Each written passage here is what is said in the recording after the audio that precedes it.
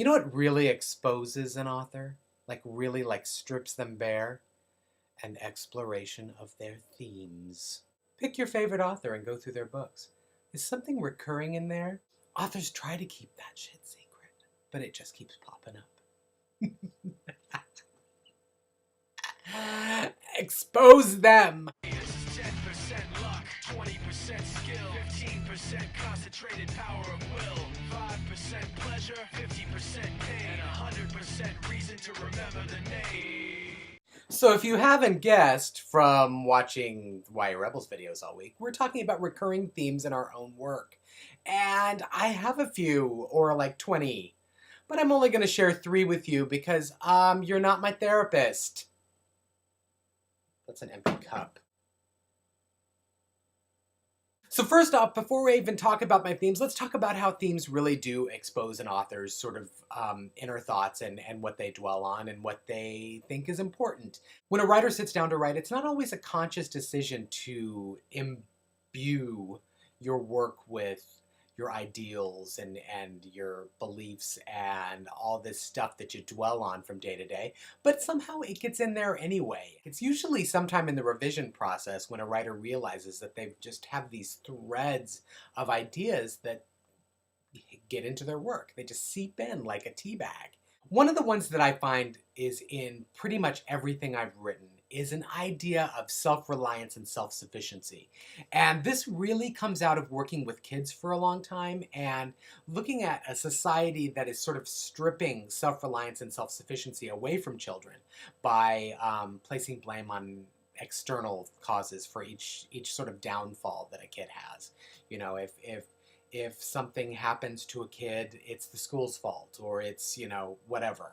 You know, it's the parents' fault, or whatever. I think it's like replaced the idea that the kid is responsible for everything they do, and making them understand that from a very early age is something that's kind of being left behind in our society, and I can't stop thinking about that, nor can I stop writing about that. So really, when I sit down to write, that goes in no matter what. I don't even have to think about adding that as a theme to my work at all. It just goes straight in.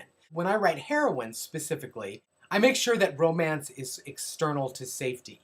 So it's like my heroine can have a romance with someone. It can be a sexual sort of experience, an attraction, that kind of thing, without it being related to that other person, that hero type, coming in to save the day in the end. I really don't like that idea. I don't like that trope. And I think that that's feeding into an ideal that is not adequate. Reality situation is completely separate from fiction. My exposing myself here, my belief is that each individual needs to be as self-sufficient and self-reliant as possible, and taking personal responsibility for your actions and not blaming others. That is huge in my work.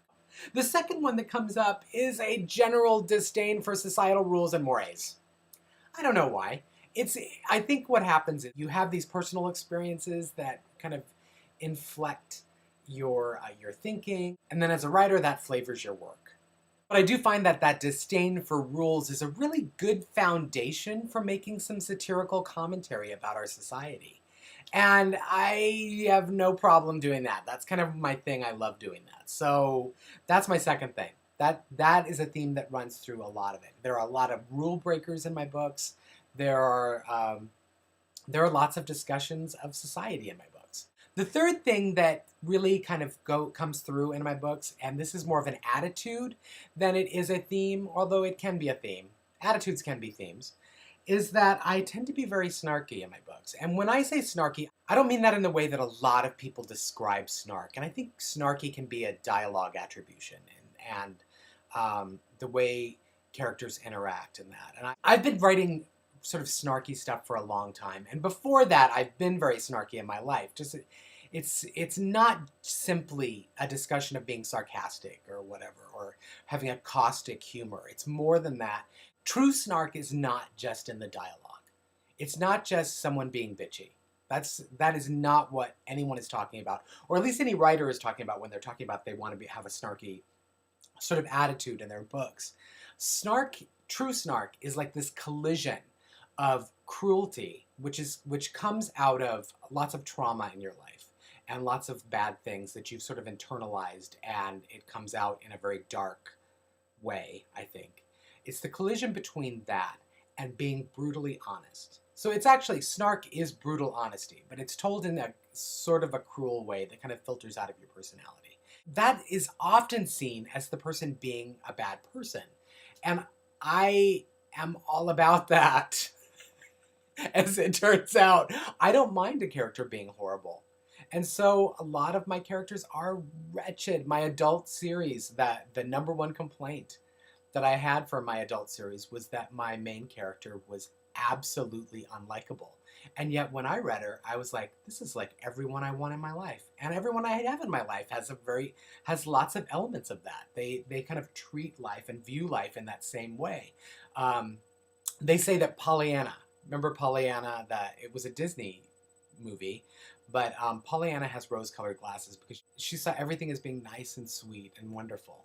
And I think that I'm trying to think of a color. What is a good color? Maybe you can help me answer this in the comment thread. What is a good color for someone's glasses who sees everything through sort of a decidedly snarky attitude? What is that kind of a colored glasses? Because I need that. I feel like it's a Marbury lens, which is an Andrew Smith shout out. I don't know why I can't shout out Andrew Smith enough. What is wrong with me? I need a kickback. So yeah, that's it. That's me. That's me. You know what? Do with it what you will. Yeah. And don't forget to leave the comment about the colors.